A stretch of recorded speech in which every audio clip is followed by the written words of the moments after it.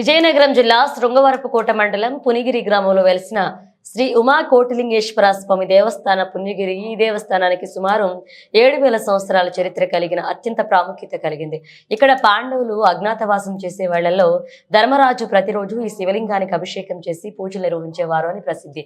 ప్రస్తుతం పూజలు అందుకుంటున్న శివలింగం 6 అడుగుల కింద భాగంలో స్వయంభుగా వెలసిన పాలరాతి శివలింగం మరియు నంది వెలసాయి వీటికి సంవత్సరం పొడుగున అభిషేకం చేసుకుంటూ నిత్యం ప్రవహించే పుట్ట ద్వారా ఈ క్షేత్రానికి ప్రసిద్ధి.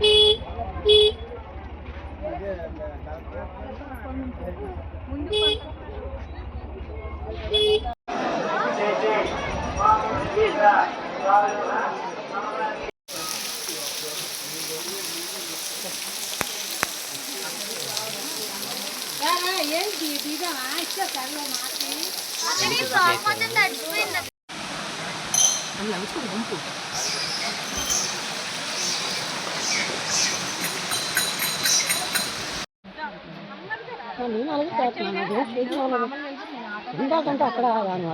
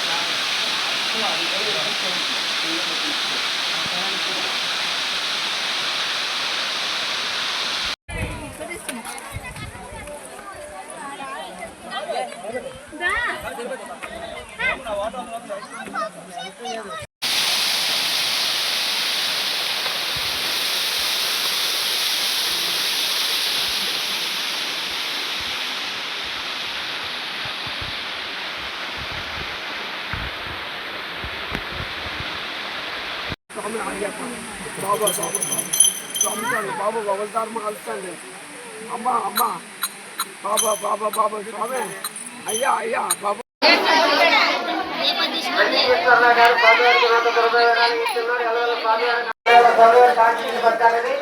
కోరుతున్నా. ఓం నమ శివాయ. ప్రతి భక్తులు ఓం నమ శివాయ అనుకోండి. ఓం నమ శివాయ. ఓం నమ శివాయ అనుకుంటున్నారు. ఓం నమ శివాయ. ఓం నమ శివాయ. పునిగిరి ఉమా కోటిలింగేశ్వర స్వామి భక్తులు సందర్శించిన భక్తులకు మేము అనేక రకాలుగా ఏర్పాటు చేసి ఉన్నాము. అందరికి క్యూ లైన్ ఏర్పాటు చేసి ఉన్నాము. ప్రసాదం ఏర్పాటు చేసి ఉన్నాము. తర్వాత ఫ్రీ మంచినీళ్ళు మంచినీళ్ళు ఏర్పాటు చేసి ఉన్నాము. భక్తులు ఎటువంటి అసౌకర్యంగా కలగకుండా వాళ్ళ ఆరోగ్య దృష్ట్యా మెడికల్ క్యాంప్ ని అరేంజ్ చేసి ఉన్నాము. తర్వాత మరి పోలీసు బందోబస్తు, సీసీ కెమెరాలు, భక్తులు చలవ పందులు అన్ని విధాలుగా ఎటువంటి ఇబ్బంది కలగకుండా వాళ్ళకి అన్ని ఏర్పాట్లు చేశాను. ఓం నమ శివాయ. శ్రీ శ్రీ శ్రీ ఉమా కోటిలింగేశ్వర స్వామి వారి దేవస్థానం విజయనగరం జిల్లా శృంగవరపుకోట మండలం పుణ్యగిరి గ్రామం అండి. మనం చూస్తున్న శివలింగం కింద ఆలరాజు నందీశ్వర శివలింగం కూడా స్వయంభూగా వెలిశాయి. అది భూగర్భంలో ఉన్నాయి, తీయడం కుదరలేదు కాబట్టి దానిపైన దీన్ని కాశీ నుంచి తెచ్చి 1973లో ప్రతిష్ఠ చేశారండి. అలాగే కింద వస్తున్న నీరు కూడా కింద ఉన్న శివలింగాన్ని అభిషేకం చేసుకుంటూ 365 రోజులు 24 గంటలు వస్తూనే ఉంటది. ఆ నీరు ఎక్కడి నుంచి వస్తుందో ఎవ్వరికీ తెలియదు. దాన్ని పుట్టుధార అంటారు. అలాగే మన గుడి దగ్గర నుంచి 10 కిలోమీటర్ల కొండల్లోకి వెళ్ళేటట్టయితే అక్కడ విరాట పర్వతం ఒకటి. అక్కడ పాండవులు అజ్ఞాతవాసం చేసేవారు. అక్కడ నుంచి ఇక్కడికి వచ్చే కింద ఉన్న స్వామివారిని అభిషేకం చేసుకునేవారండి. గుడి దగ్గర నుంచి మనకు వచ్చి క్రిందకి వెళ్ళేటట్టయితే అక్కడ త్రినాథ స్వామి గృహం అని చెప్పేసి ఒకటి ఉంటుంది. ఆ గుహలో పైన ఆవు పదుగులు ఉంటాయి, కింద 3 శివలింగాలు ఉంటాయండి. ఆవు పదుగులు చుక్కా నీరు శివలింగాల మీద అభిషేకం జరుగుతూ ఉంటుంది. అది దాటి వరకు వచ్చి క్రిందకి వెళ్ళేటట్టయితే కోటి లింగాలు అని చెప్పేసి ఉంటుందండి. ఒక లింగం తక్కువ కోటి లింగాలు అనమాట. అక్కడ అర్జునుడు పాశుపదాస్త్రం గురించి తపస్సు చేసి మూషాసుడు అనే రాక్షసుడు పంది రూపంలో వస్తాడు. ఆ బాణాన్ని సంధించేటప్పుడు ఆ పందికి తగులుతాడండి. ఆ పంది శివశివాన్ని కానీ కైలాసం శివయ్యి ఇక్కడ ఎవరైనా చనిపోయిన వాళ్ళ హస్తికలు కానీ కలిపితే కైలాసానికి చేరుతాయని చెప్పి వరవిస్తారు. అందుకని అక్కడ హస్తికలు కలుపుతూ ఉంటారు.